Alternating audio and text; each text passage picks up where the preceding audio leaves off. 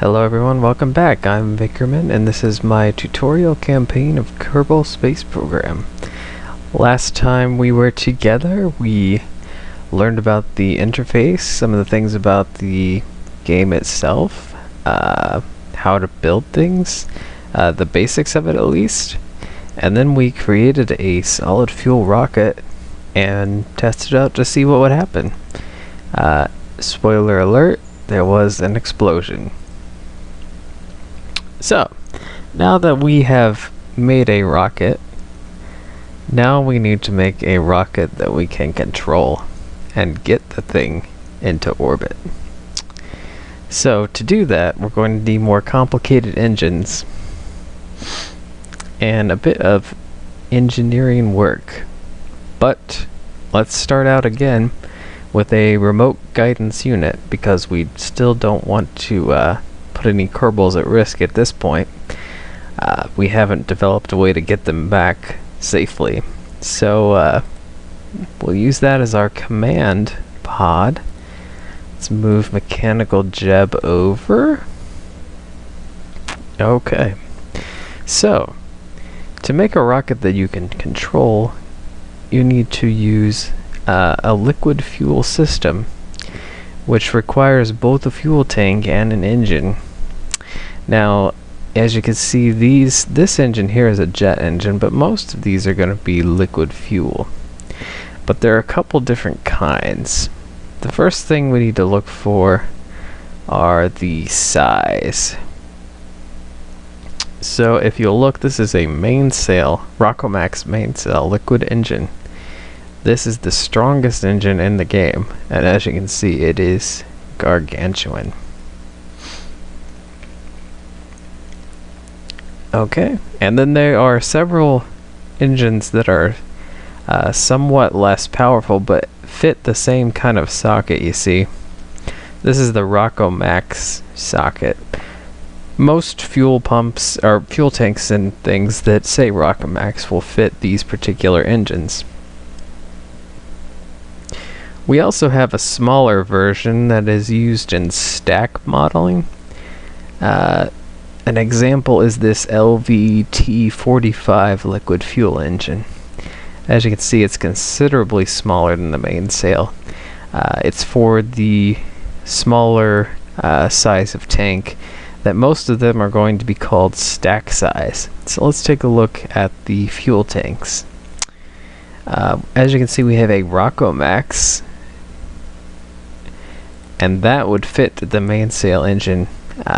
And the way you build a rocket here, just in general, is you have a fuel tank, and then the rocket goes at the bottom.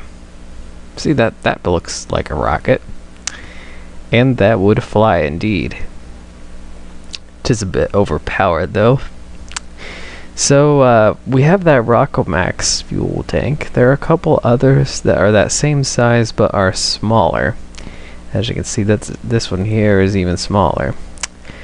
But the other size is a stack size that fits the smaller engine. And we have a smaller one, and then this is the kind of the large one here. One thing you need to note when you're building a rocket that runs on liquid fuel, you need to have where it says resources there, it needs to say both liquid fuel and oxidizer for it to work. You need both materials for these liquid fuel engines to work. The reason is, in space, you know, there's no oxygen, and without oxygen you can't have a fire. So these rockets carry with them a kind of an oxidizer that infuses oxygen and lets you actually burn the fuel. Otherwise you'd just be running fuel out the back of your engine and doing nothing for your spacecraft. You need to watch out for these kind of tanks that have very high fuel and very little oxidizer. Oh, never mind. No. You need to watch out for these tanks. These are jet fuel tanks that only include liquid fuel. The reason is that jet engines are built to work in the atmosphere, and they will use the oxygen from the planets, so their fuel tanks do not include oxidizer. We'll get into jet engines at a later time. But first we need to make this rocket. So I have the large stack size fuel tank, and I'm going to put it right there. I'm actually going to use 2 of them, just so I have plenty of fuel. Now I need to pick an engine for this, and for this size of rocket you really have 2 viable options. You have the LVT-30 and the LVT-45. The difference is the LVT-30 is a bit stronger, and the LVT-45 has what's called thrust vectoring, which allows you to use the engine to use some steering on the rocket. I prefer to do that. I can sacrifice a little bit of engine power for that. So as you can see, our vessel now is 10.6 tons. Generates a maximum thrust of 200 kilonewtons, and the thrust to weight ratio is 1.92, which is very good. That ship should fly. The question is, will it get us to orbit? I'm thinking probably not. So the way we solve this problem is we're going to use radial engines. And you come to the structural tab here, and the second page you have different kinds of decouplers. Now these are, there's a stack size of these and a Rockomax size of these. These are vertical ones, so that you can put that on top. Well, that doesn't fit, but you can put this on top, and what happens is as you're flying you'll have another engine up here for the next stage of the rocket. Once you get as far as this will get you, then you release it out into space or into the atmosphere or whatever, and then the next stage will take over. But that's not what we're gonna do for this time, because we're going for a much simpler design. We're gonna use a radial decoupler. There are 3 different kinds. These, I don't have much luck with these ones here, because they hold the rocket that you're decoupling too close to the main one. So I prefer these that give me a little space. So I'm going to get one of these decouplers, and what I'm going to do is I'm going to keep this option on angle snap. As you can see, what that does is as I'm moving, it snaps to particular angles. It makes it much easier to line something up. When I have it off, see, it's very fluid. It goes wherever I want it, which can be useful, but in this case, in most cases really, it's not all that helpful. I'm also going to turn on symmetry. Let's do 2 times symmetry, which puts the decouplers on opposite sides. I'm going to put them on the left and right side of the rocket. Okay, and then I'm going to add the solid fuel booster that we used last time. Alright, so this is really generally what these are used for. They're not hard, well, only in the case that we did last time are they the main rocket. So what they'll do is when we launch, these things will get us going, then we'll leave them behind and use this main engine. Okay, so couple of things. I want to add some nose cones like I did last time for aerodynamics. I'm also going to add these winglets I did last time as well for control. I think in this case let's do a 3 times symmetry. Oh no, they don't like that. Let's do a 4 times symmetry. Oh no, I see what happened. When I went to the, I accidentally put the cursor over, oh, okay, there we go. I put the cursor over the booster and it made my symmetry the same as those. Gotta watch out for that. It's a handy feature most of the time, but sometimes it can throw you off. Okay. So, since I have Mechjeb installed, I can check the delta V stats. Okay, so currently it's saying we have Stage 0, 1.91 thrust to weight ratio. Atmospheric delta V, which is the change in velocity, which is how the actual engine power is measured. This is effectively what it's going to do for you. Maneuvers in the game can be measured in delta V, which is a change in velocity. Because as you know, in space, an object in motion stays in motion unless another force acts upon it. In this case, the engine is the force changing the velocity by that much. That's its total amount that it can do. So that's what you have to work with. Generally, you want to try to get about 4,500 meters per second or so to get out of the atmosphere and into orbit.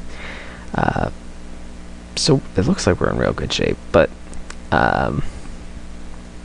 rather than doing, actually, you know, since it's so small, this might be the most efficient way to do it.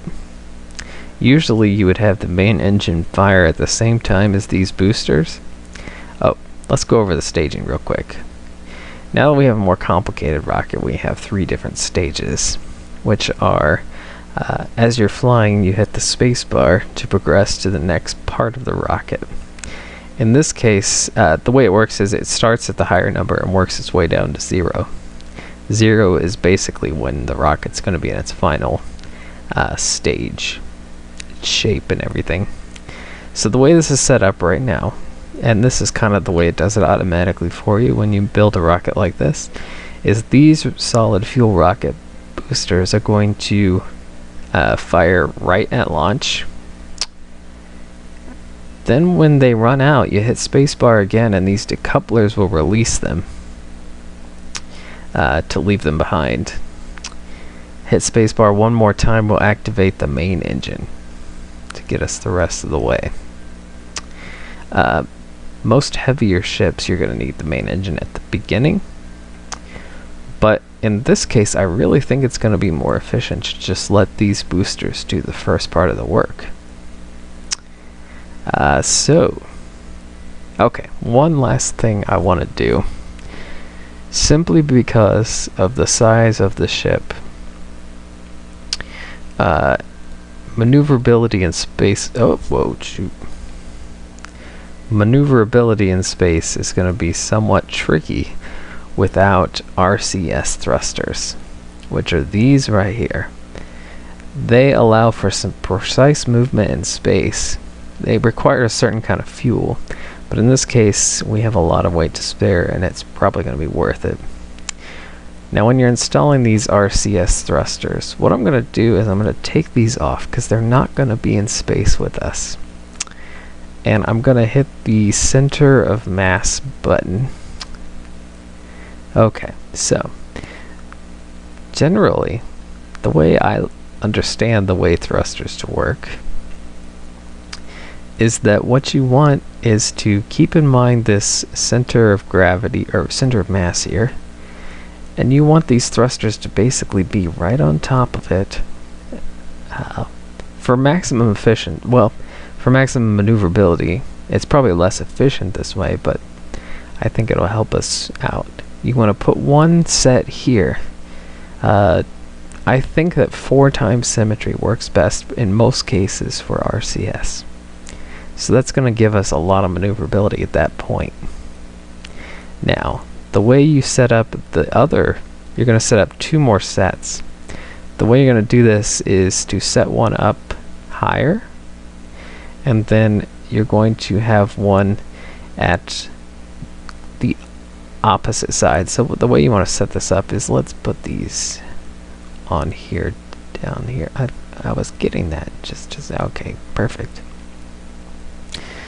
Okay, so you want these outer thrusters to be about exactly the same distance from the center of mass on either side. So since this is about this far, we want that same distance up here. I'm just gonna kind of eyeball this because it's not a huge problem. I think that's about right.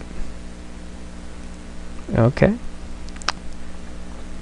Now to make these work, we're going to need some monopropellant fuel, which is in the propulsion tab at the very end. There are several different varieties. I don't think we're going to need a ton, so I'm going to use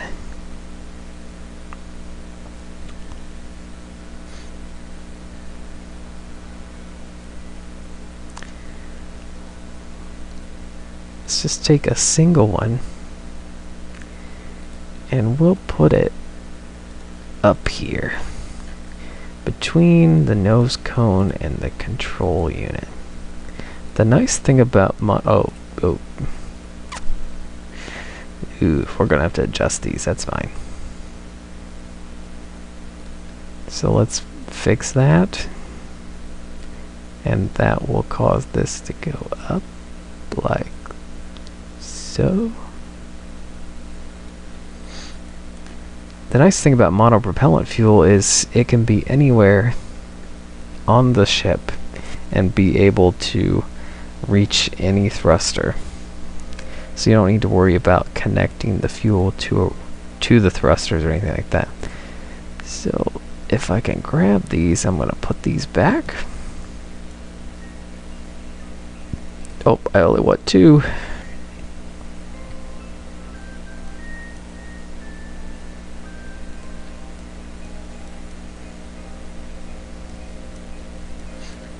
Okay, so that's very nice.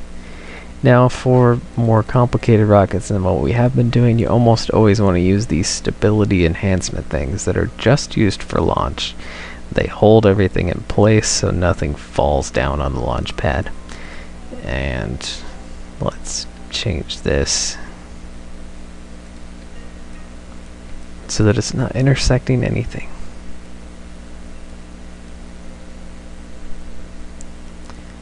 Okay, now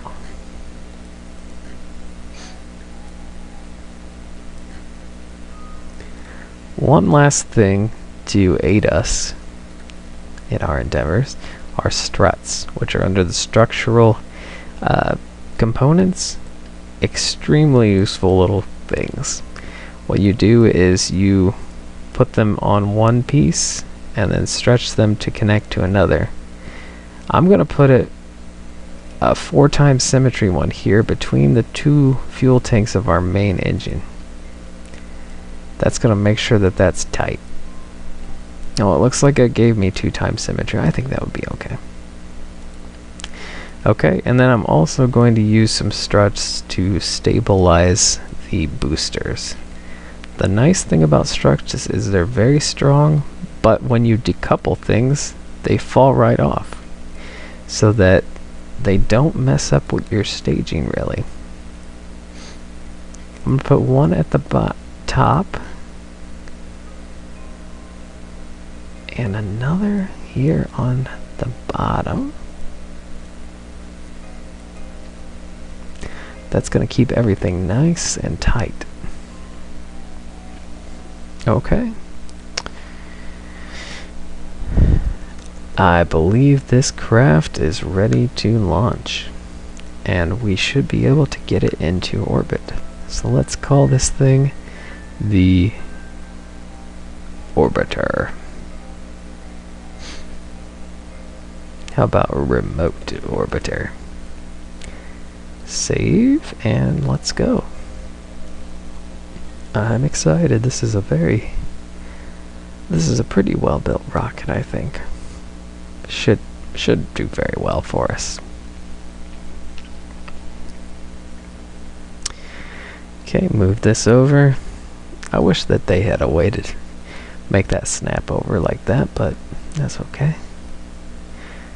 Oh, this is a problem. These launch stabilizers are up here in stage 0. We need these to release right at launch, so we need to drag them down to the first stage, which is stage 2. Okay, so here we go. I'm going to turn on SAS for a smooth and stable launch. Oh, one thing. The RCS thrusters I installed, you can be activated and deactivated with the R key. While I'm in the atmosphere, I'm going to keep them deactivated because I'm not going to need them. The way this ship is built, shouldn't. Alright, let's launch. Okay, the solid rocket boosters are making me ascend.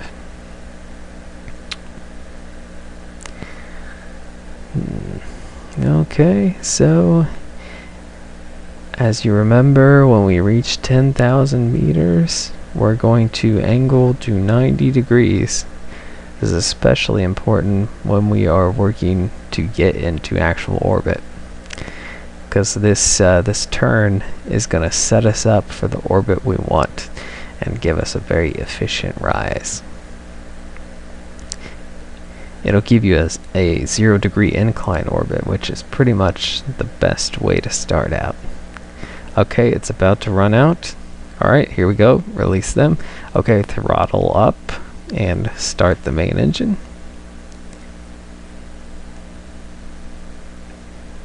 Alright. Now we will turn to... actually, I should be more specific. You really want to go right here to 45 degrees on the 90. So you're going upwards 45 degrees to the west. So you're heading west, but also still ascending. It's very useful. And it looks like we're going to the moon, but we won't make it that far, I'm sure. Okay, so look at my prograde here. It's going a little bit more towards the horizon than I would like. So I'm going to angle myself up a bit to try to correct that by giving myself more upwards velocity.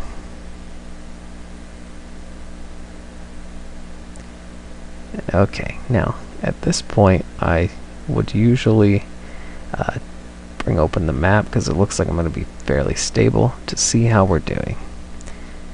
As you can see, our apoapsis, I think I explained that last time, is rising as we ascend. We're also gaining horizontal speed, so the orbit is widening. It's very useful. Okay, so the apoapsis is now over 70,000 meters. We're just going to go for a very low orbit. And so that's all we really want, because we're going to need our fuel to stabilize the orbit. Okay, when we get to 70,000 meters, we will exit all atmosphere. And at that point, I'm going to feel fairly safe about my apoapsis, because it's slowly declining now because of the drag of the atmosphere. Alright, just 5,000 to go. And we are out of the atmosphere, give or take. Okay, so now to create an orbit of the planet, what you need to do is turn your craft to the prograde direction when you hit your apoapsis and burn, burn, burn. What that'll do is it will widen this orbit, and eventually you should make it to the point where there will be another point on the opposite side, the periapsis, which is the closest point in your orbit to the planet. And when you get that, as long as that's over 70,000 feet, because if it's lower than 70,000 feet, you're going to hit the atmosphere and it's going to slow you down and you're going to lose the orbit. But if you do it over 70,000 meters, you're going to stabilize the orbit. You could conceivably stay up here theoretically for, well, I don't know how long things degrade in Kerbal, but you could stay up there a very long time. So since I'm in space, I'm going to turn on these RCS that I installed for maneuvering, because I want to face in the prograde. Now, I have hit the apoapsis at this point, so I'm going to aim for the prograde here, and I'm just going to burn at full blast. Alright, see how that's affecting the orbit? As long as we maintain this heading and thrust, we should have an orbit of the planet extremely soon. Okay, okay. It's so close, it's so close. Alright, periapsis right there. Alright, perfect. Oh, yes. That is very close for just kind of eyeballing it. We have now established an orbit of the planet Kerbal with an apoapsis of 96,000 meters and a periapsis of 92,000 meters. You'll note that this was our apoapsis before, but we raised the other side of the orbit so much that it became the lowest point in our orbit. So, things have stabilized now.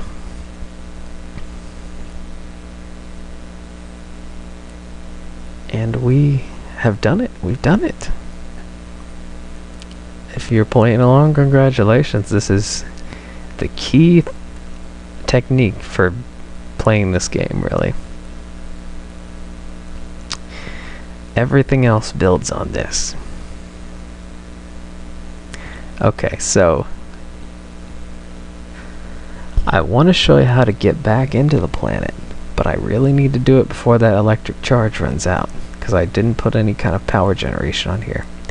So we're just going to do it. My RCS is still on, so I can maneuver fairly quickly. Okay, so to get out of orbit, we aim at the retrograde direction, which is exactly opposite of the way we are going. When you burn in that direction, it'll slow you down, and eventually you'll go right back down to the planet. So to demonstrate that, I am now in a retrograde, as you can see from this icon here, and I'm going to burn all the rest of my fuel to see how quickly I can return to the planet. Alright, pulling up the map, it looks like that does it right there. We are in a return trajectory. Not going to worry too much about the angle at this point, because this is a throwaway rocket. Alright, all the fuel is gone.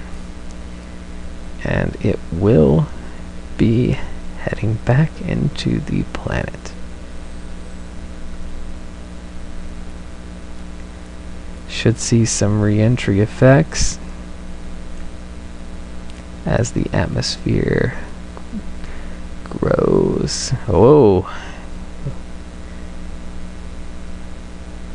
Got a lot of control with RCS and control surface. There we go. Look at that. Whoa.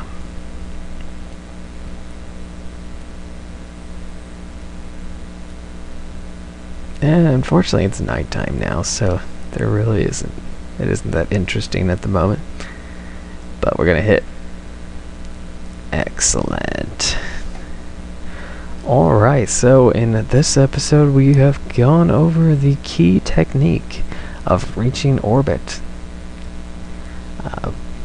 Now that we've done that, I think in the next episode the Kerbals will feel fairly well, actually, no. We have to develop a return system for Kerbals to survive returning to the planet. So we'll test that out in the next episode. We'll first use a unmanned pod, and then we will test it out on Kerbals. Hope to see you then. Keep playing Kerbal Space Program. I am Vickerman. See you next time.